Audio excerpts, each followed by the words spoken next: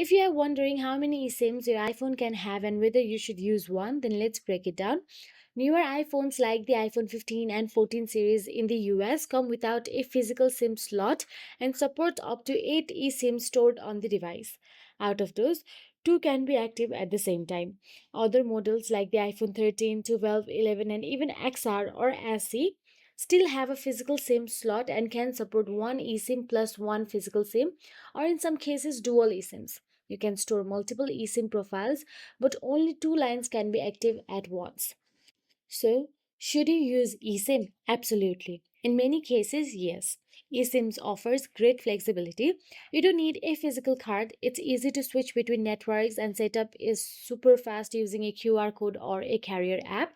It is also more secure since it is harder to clone than a physical app. On the downside, not all carrier supports eSIM yet, and transferring it to another phone can be a bit tricky, but you can do it.